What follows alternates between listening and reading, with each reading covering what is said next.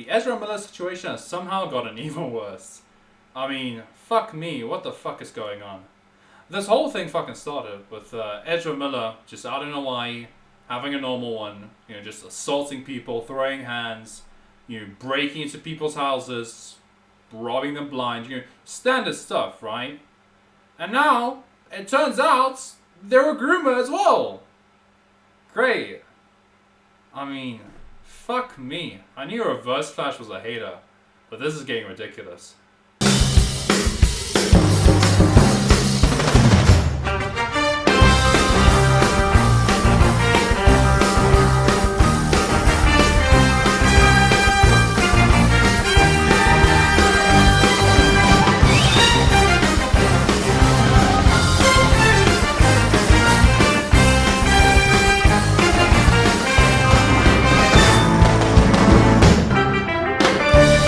Hello there, Internet. My name is Jimothy Jamzz. And it's been a while, hasn't it? Where have I been? Well, I've been busy with university stuff, which sucks. It's AIDS. It's absolute kidney stones. It was not a fun time. But now, don't worry. I'm back. I'm back on my crack. I've started doing crack. It's not good. It's ruining my life. But enough about me. Today, I'm here to talk about the crazy shit our boys Ezra Miller has been up to lately. So let's get into it. Now for this video, I'm going to talk about some stuff that I didn't cover in my last one. Because fucking it didn't happen yet, or I just didn't fucking feel like it. Get off my back. And if you want to watch that video, you can. It'll be right there. Or maybe right there. I don't know. Why are you asking me? What's your fucking problem? So not too long ago in 2020, outside of a bar in Iceland, a young woman joked to Ezra Miller that she could take him on in a round of fisticuffs. She could take him in a fight. So Ezra, he reacted like any person would in that situation. You know, he confronted her, started choking her, and started screaming in her face, "Do you still want to fight?" You know, very, very normal behavior. I don't even know why I'm making this video. It's so normal. I'm desperate for content. Learn it? Did you want to fight? Is that the deal? Whoa, bro. Fight? Learn it? Did you want to fight? Is that the deal? Whoa. But anyways, yeah, that's pretty fucking crazy. You know, for a non-binary person, Ezra Miller has the fragile masculinity issues of a mediocre white dude.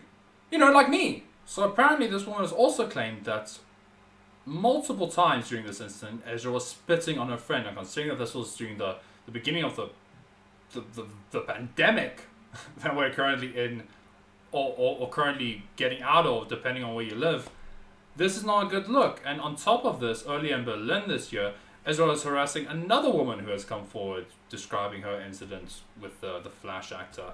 Because apparently Ezra was fucking breaking down her apartment door, and when they were inside, the woman told them politely, I'm assuming, that they couldn't smoke, and they were smoking, and Ezra he responded in a very calm, collected fashion. He called her a Nazi and a transphobic piece of shit. Yeah, and he only eventually left when the woman called the cops, and yikes. But on a serious note, this is very scummy behavior, because what I'm seeing is Ezra is using the political status as a non-binary person, which is part of the transgender community, as far as I'm aware, and then using like the hate labels, the political like buzzwords like Nazi and transphobic to essentially gaslight people into thinking they're in the wrong when Ezra is literally in someone's home, fucking, making them feel unsafe. The perks of being a wallflower, I guess. On another note, Iceland, Hawaii, fucking Berlin, Ezra really gets around. They're on like a terror tour of harassing women and terrorizing island people. I mean, I'm not convinced that this is just, a very, like, radical way of promoting the sequel to the Flash movie. And Warner Bros. is gonna come out and say, had you fooled, boys. It was Reverse Flash. And everyone was in on it. No one got hurt. Although I don't think that's gonna happen. Now, this next part of the saga is where things go from unhinged to deeply disturbing. Goody. Apparently, Ezra Miller has been dodging the courts lately since a Native American family has pursued legal action against him for grooming their daughter and holding her hostage for some time. And I know what you're thinking. A mind reader, I know what you're thinking. On the face of it, this seems really fucking bad. I get it. Don't worry. Rest assured. When we look deeper into it, it gets even worse. Ezra Miller first met Takata Ionized in 2016 on a visit to South Dakota in order to participate in the anti-North Dakota Access Pipeline protest. Takata was also there to protest, and she had been already a youth leader by that point and had been active at multiple protests. Unfortunately for her and her family, this is where she met Ezra Miller, and they began forming a friendship. Takata was 12 years old at the time. Now, at the risk of sounding kind of insensitive, the name is kind of funny to me. I mean, I honestly didn't know Native American people still had, like, those kinds of names. I want to be honest. I mean, like, it makes sense, but Iron Eyes, like, her fucking, I think one of her parents is called Running Eagle or something, and I'm not making this shit up. That's wild to me, and in the most respectful way possible. That is fucking crazy. Running Eagle. That's amazing. It's beautiful. Fucking love Native Americans. About a year later, Ezra flew Takata out to London, where they were currently filming the Fantastic Beasts movie. And you might be wondering why any parent in their right mind would let their child go spend time alone with a very famous Hollywood person, considering what we know these fucking Hollywood people get up to when the cameras are off. But they weren't particularly worried because the couple were being chaperoned by a family from the same area as them. And it turns out this was a really good idea because, they later found out that over multiple times during the trip, Ezra Miller tried to sleep in the same bed as 14-year-old Takata. Gee, I wonder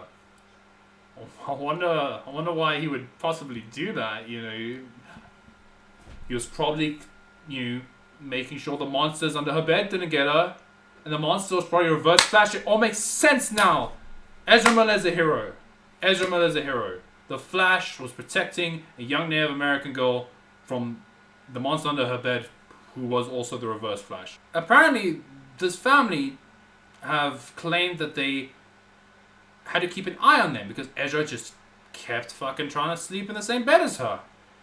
And that should be ringing off your fucking, your sus alarms. You should be, just hearing Amogus in your brain. Because it's sus. It's sus as fuck. Now, despite this little incident, Takata and Miller kept in touch over the years, with Ezra visiting the family on multiple occasions. During one of these visits, Ezra told this Native American family that they should tell their medicine man to fuck off because he knew a better medicine man.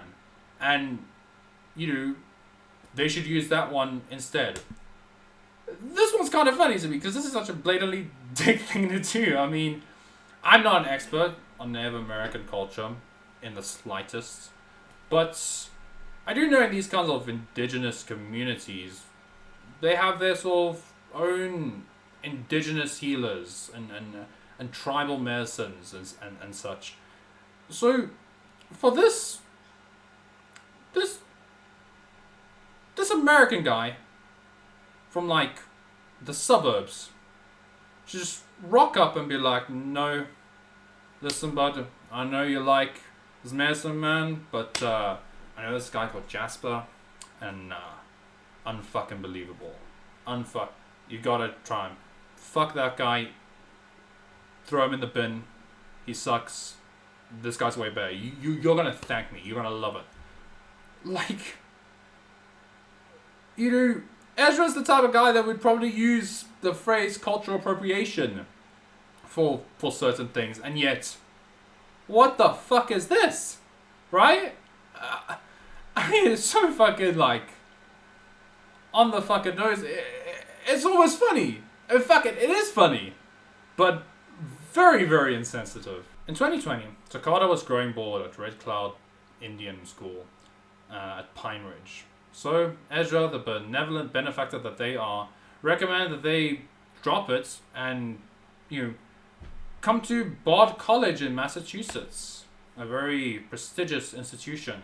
And they were able to secure this position for Takada because they had connections, because Ezra's sister went to Bard College. But surprise, surprise, this didn't last long, because in 2021, Takada dropped out after intensified engagement with Ezra Miller. And after this shocking turn of events, she starts staying with them at their place in Vermont. This is textbook groomer behavior. Not that I've read the textbook, but look what they've done. They lured Takada out on false pretenses. Yeah, come to this really, really cool, upmarket, exclusive, educational institution. Oh, that Native American school. Oh, it's beneath you. Oh, you're better than that. You're wasted there. And then, once they're there, a bit closer to them, Ezra, well, they start playing on their emotions. They start, distracting them from their studies, from their education, saying, "Oh no, you have to go to class. Come chill with me. Spend time with me. I never see you. Let's hang out." Stuff like that. After enough time, enough neglect of this of her studies, Takada drops out. Ezra is then like, "Oh well, hey, you're here. Why don't you come live with me? Before you go back." Or if you go back, just come. My place in Vermont. Oh, you won't believe it. It's in Vermont. I don't know if you've heard about it. Pretty cool. But yeah, you should come live there with me. Temporary, of course. Temporary. And she does. So what's happened? Ezra lures her out, false pretenses, closer to them geographically. Ezra then has now better access to Takada, has more control over Takada, manipulates her into, dropping out, and then gets her to live with them. Takada's mother believes that her and Ezra have been sleeping together for months now, despite both of them claiming to be gay and possibly transgender. Takada and Ezra's supporters have also come out to say that Takada's parents are transphobic and abusive.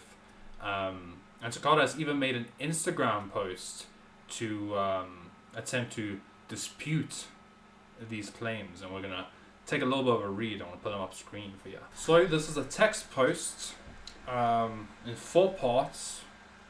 Like, hey, calm down, don't write a fucking novel there. But it reads as follows. I'd like to make a statement to acknowledge the tragedy that is the narrative of the general public and the assumptions made on my behalf by my family and friends regarding my stability and otherwise. I dropped out of Bard 5 months ago. My friend and comrade William passed shortly thereafter. My mind was incredibly impacted, and I've needed space and time for the processing of grief.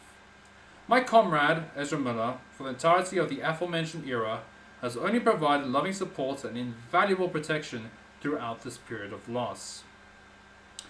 I am in no way, under any circumstances, have ever been during my short-lived adulthood in need of a conservatorship. My father and his allegations hold no weight and are frankly transphobic and based on the notion that I'm somehow incapable of coherent thought or opposing opinions to those of my own kindred worrying about my well-being. I am now aware of the severity of emotional and psychological manipulation I was made to endure while in my parents' home. I am an adult, and I deserve to feel authority in my own body. I am tired of wondering whether or not cops will show up to section me on a daily basis. I've decided upon a therapist and I'm excited to now engage in conversation with a mental health professional about my anxiety and probable depression. It is no one's business, my choices are my own, and as to the nature of police intervention in my case, it is unnecessary and it is a waste of time and resources. This bout of blatant betrayal and toxicity my parents and others have chosen to punish me with has been desperately embarrassing and traumatically life-altering.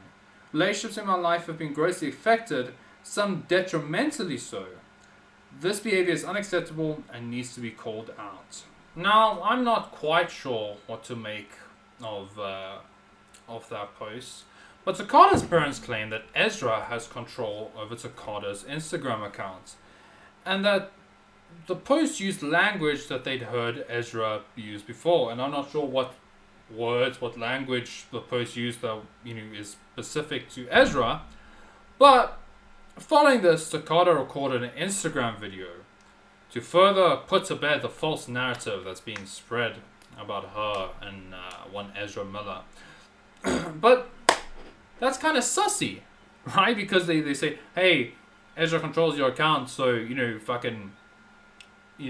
that's not you speaking, that's Ezra. I want to make a video where it's my voice, so it's my opinion. It's kind of sussy, but let's take a look. Alright.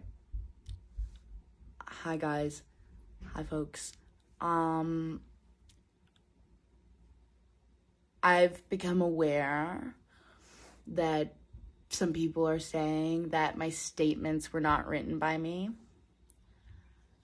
I'd like to clarify that they are, in fact, directly from me. Nobody is controlling my Instagram account. I don't have a phone right now out of my own personal conviction. And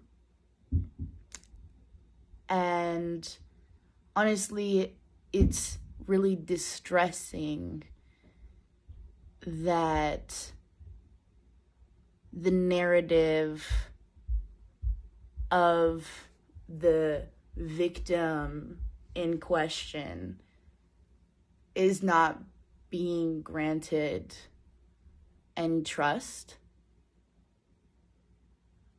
I worked really hard to make really clear what was going on.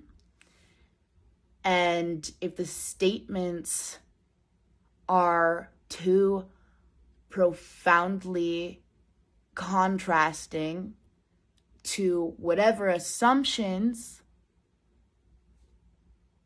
those of us have garnered and have chosen to carry, I'd like to say that it's nobody's business and that no one is owed a story or an outcome. This is my life. These are my decisions. And I'm disappointed in my parents and the press in every way. Thank you. So, one thing I kind of noticed about the video, and I'm not an expert in psychology or anything like that. I do notice that Takada really is kind of like, she speaks very slowly, and maybe that's a choice. Maybe that's like, but I don't know, she always like looking off camera, things like that. She seems very unsure of what she's saying, and I feel like she's being coached, or like it feels like she's reading fucking cue cards. Like Ezra's just in the back there, like.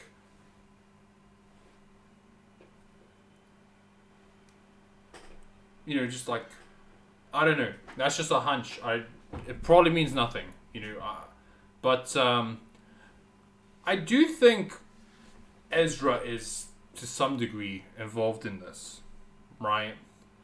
I mean, look, I don't know. Like I said earlier, I don't know what language the posts use or like the Carter use that, Ezra is known for using, or words and stuff.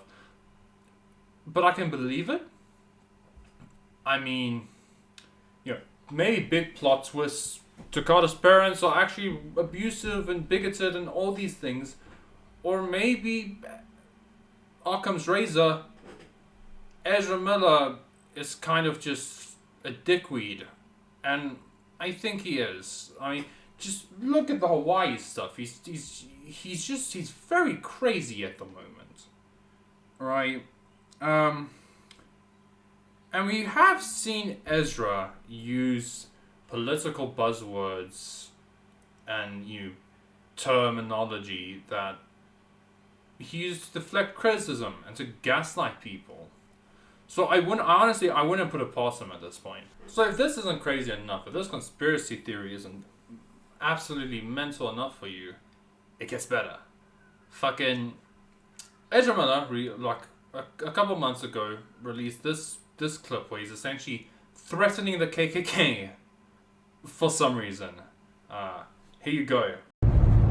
Hi, this is Ezra Miller, aka the Bengal Ghouls, the Mad Goose Wizard, and this is a message for the Beulahville chapter of the North Carolina Ku Klux Klan.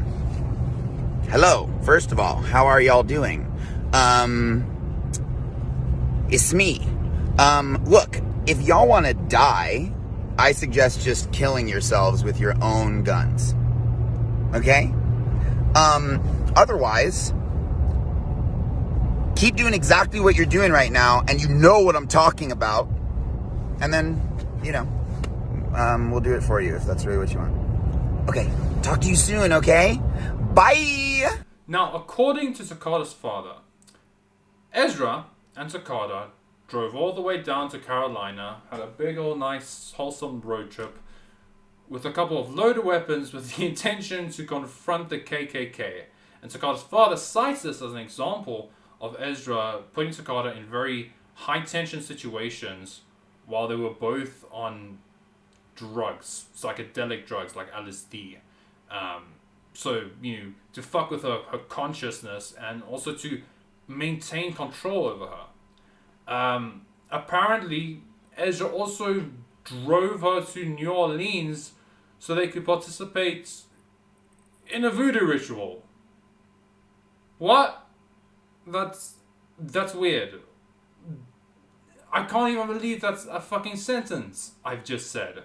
But hey, 2022, there you go. But this brings us to our next point. In late January, Takada's parents got an anonymous tip from some of Ezra's friends that their daughter was in danger. So upon hearing this, her parents rushed to Ezra's home in Vermont, where they find Takada in the middle of a psychological breakdown. According to her parents, Takada was babbling, just gibberish nonsense. She was in a manic state. She was not fucking having a good one. But apparently, Ezra had given her LSD, weed, and fucking ketamine. Or ketamine. I've never done it, so I don't know how to fucking say it. That's not the point.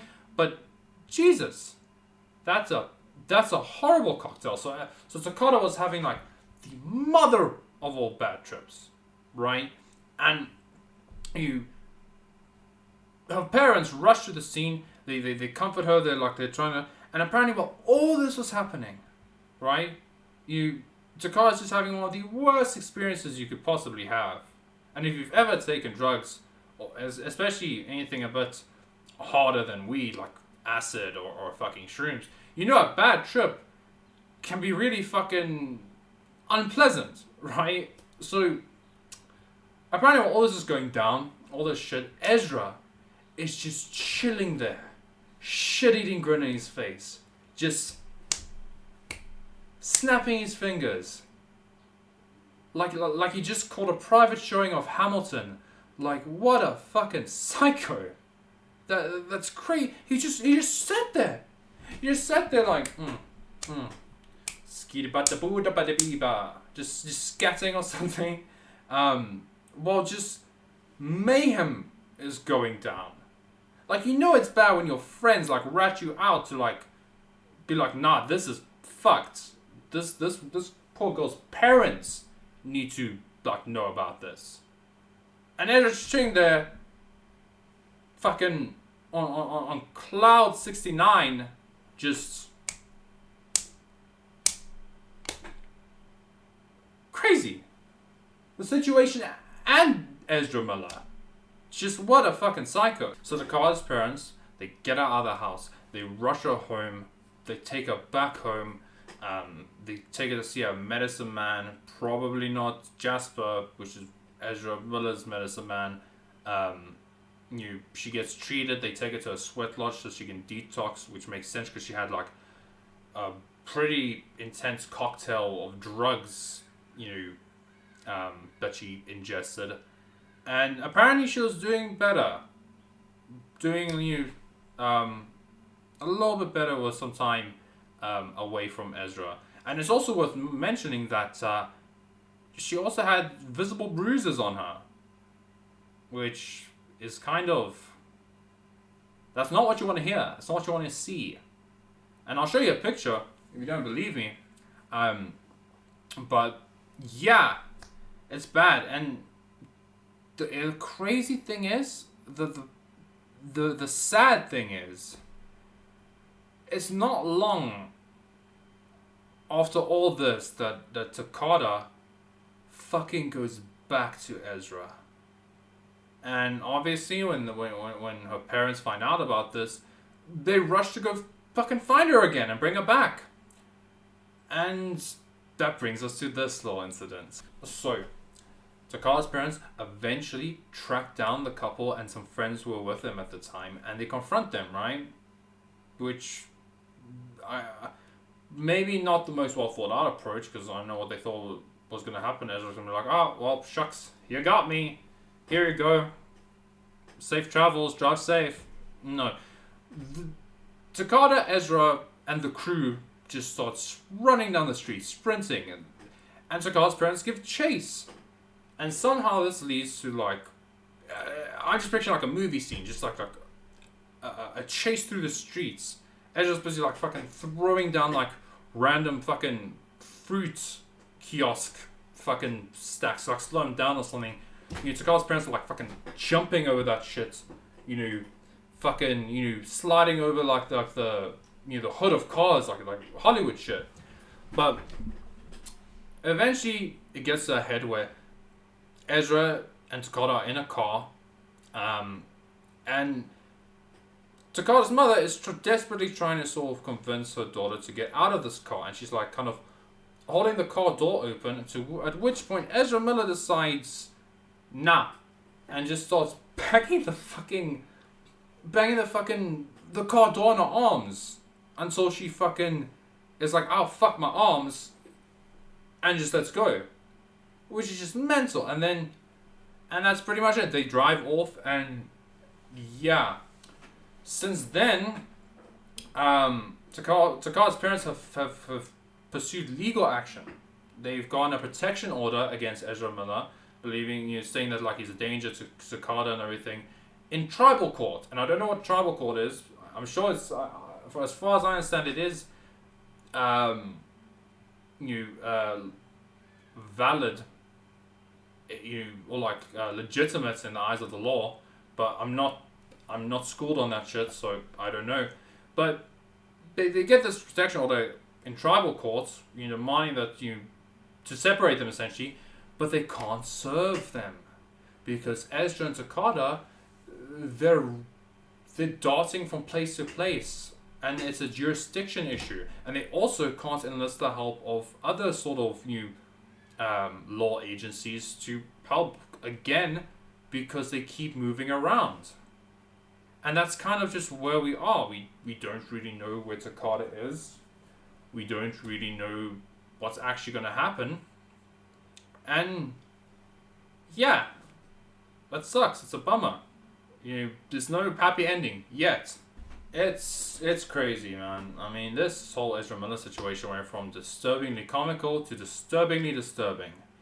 I mean, in the beginning it was bizarre. It was just kind of it was kind of funny. It was you've got this Hollywood person, the Flash, fucking whatever his name is in Fantastic Beasts, an established actor, right?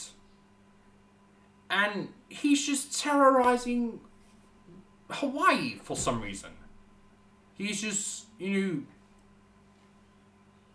actively just getting arrested, throwing hands with people in bars, fucking up people, singing karaoke songs, throwing themselves at people playing darts, fucking breaking into people's houses and stealing their heirlooms or some shit. That's kind of funny. Like, what? It's bizarre. It's weird. It's ridiculous. But now it turned really dark. Because now Ezra has groomed somebody and is currently, manipulated them into sort of being a voluntary hostage. And is just kind of like on the run from their parents. Like, that doesn't scream healthy environment. It seems like it's an abusive relationship. And yeah, there's just not really a whole lot that we know. Once again, it sucks and it's a bummer. Well, at least that's it. And Ezra hasn't done anything else that's fucked up, right? What? Are you stupid? Of course they have. It's Ezra Miller we're talking about here. According to two anonymous sources, Ezra Miller has been housing a 25-year-old mother and her 3 very young children on one of his properties that, for some reason, just has a shit ton of guns just lying around. Some of them even being propped up by stuffed animals. Now, apparently there was one incident where fucking one of the 1-year-old children found a loose bullet and put it in their mouth. And I don't know anything about gun safety, but aside from it being, a literal fucking bullet, it's pretty dangerous because, that's a choking hazard, right? Anyway, these two sources also confirmed that they saw Ezra with the 3 children and the young mother on the property. And they also saw that there was a lot of marijuana smoking. They were taking some tokes and around these kids. There was a lot of heavy and frequent marijuana use. And apparently the sources also claim that there was no concern for proper ventilation. So they were essentially just smoking weed in front of these very, very young children. And I mean, weed is harmful when you're a teenager, so I can't imagine what being exposed to lots of weed. Obviously these kids aren't smoking weed, but I can't imagine what just how much secondhand weed smoke they're getting and how that might impact their brain development. But I'm not an expert on that. Prove me wrong. Unsurprisingly, these two sources claim that the house seemed like a very chaotic and unhealthy environment for children. And gee whiz, I wonder why that is. And what also makes a lot of sense is apparently the property doubles as a marijuana plantation. There is lots and lots of weed plants being grown. And apparently one of Ezra's friends has confirmed that Ezra and them actually have a weed business called Rebel Alliance Cannabis. So what a great place to have some kids and just keep them safe with guns and weed. What more do you need? Now, this is kind of messy because it's almost impossible to determine who's in the right and who's in the wrong. Because they're both anonymous, both these parents, and they've been at odds for a while now. What we do know of them is that the father has had a domestic abuse case brought against him and a paternity case. However, the domestic abuse case was terminated after neither of them just appeared in court. They were just nah, I got yoga or something on that day, so I can't make it. Extracurriculars, food for the soul and that shit. And as for the paternity case, that was put on hold. It wasn't terminated, but it was put on hold after the judge found out that the father hadn't been served. So it's still kind of messy. Now, following the family's flight to Hawaii, which was, as we know, was assisted by Ezra Miller, the father filed a domestic abuse case of his own. Although this case is pending at the moment, and which because I'm guessing they're having trouble finding Ezra. and it's a jurisdiction issue, much like the one involving Takada. Now, like I said earlier, it's a bit of a complicated situation. It's a he said, she said type of thing. On the one hand, maybe Ezra really did steal this guy's wife and convince her to frame her husband as an abuser. On the other hand, maybe he is just abusive, and the wife, caring for her children, was looking for any sort of escape from this environment, and unfortunately ended up in the hands of another toxic partner. It's impossible to verify this because both the identities are anonymous. We don't really know much about them. But one thing I think that is absolutely clear is that Ezra 100% is up to something sinister. It's also worth mentioning, I don't know where Takada is during all this. I don't know if she's with Ezra and this family of 4, or if she is holed up somewhere else.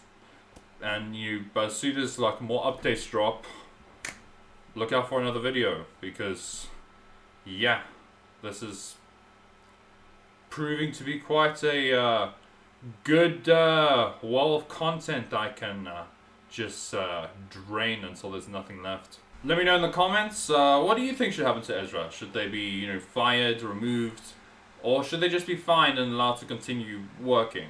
Also tell me, is this stuff true? Is Ezra really the crazy, abusive, toxic person they seem to be, or it's just this is just a big misunderstanding and Ezra is somewhat innocent? Please tell me, I want to hear your opinion. Hey there, it's me, future Jimothy.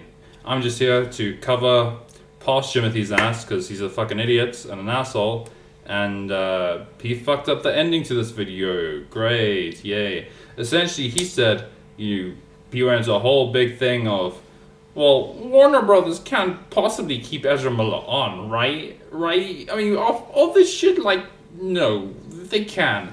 And yeah, he was right. Very much so. They didn't. He's fired. Yeah, he got fired a while ago. Yeah, fuck you, past Jimothy, you're an asshole. A correct asshole, but still an asshole. But yeah, Ezra Miller got fired. It hasn't been officially acknowledged by Warner Brothers. They didn't tweet out anything like, hey, Ezra Miller's a dickhead, we're cutting him loose. Essentially, it's just a source from the inside that pretty much said it's unlikely that they're going to keep him on. And yeah, and much like Ezra's life the last couple of weeks and months, the Flash movie has also gone through hell because it was supposed to come out in 2018, but then it got delayed to 2019 because there was a new director or something. And then the pandemic happened and it got pushed back to 2023. And now it's pretty sad because apparently they got Batfleck back. Ben Affleck's coming back as Batman, and so is Michael Keaton for some reason. I don't know how that works. Probably Speed Force bullshit. Maybe it was Reverse Flash the whole time. I don't know. But yeah, that's pretty sad. Michael Keaton comes back, dons the cowl. He's the iconic Tim Burton Batman, the OG, and the Ben Affleck, which didn't get a fair shake. I feel he wasn't bad. I mean, we all thought he was gonna suck, and to be fair, he wasn't the greatest Batman ever or anything, but he wasn't bad. I would have liked to see a solo Batman movie with him, just more with that new rendition on the character, because the suit was fucking cool. Not as cool as Pattinson's suit. I think that's my favorite Batsuit, but I really like the suit, especially playing with it in Arkham Knight. But yeah, so that's real pissy. So now all that work for fuck all, pretty much. Yeah, and see, at least we got Ezra out, because Amber Heard, she was never gonna get fired. We all knew it, right? She's too protected. But it kind of makes sense because Amber Heard, she's a danger to her lovers, and Ezra Miller is just a danger to fucking society at large. So, but yeah, that's pretty much it for this video. It's about that time again, everyone's favorite part of the show, the part where I fucking plug myself.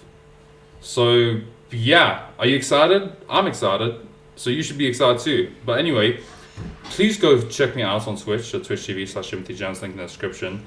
And also join my fucking Discord so you can be cool, because only cool people are part of the Jammer Chord, as it's known.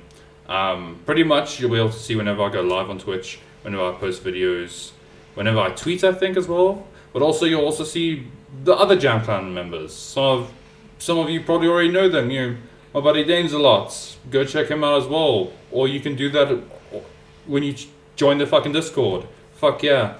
You know, he makes gaming content, stuff like that. You also see another buddy of mine, Keaton Warren. Check him out on Spotify and also YouTube. But once again, you will see that if you join the Discord. Other than that, check out some of my other videos. They might be here or here, just in this general area. They'll be there.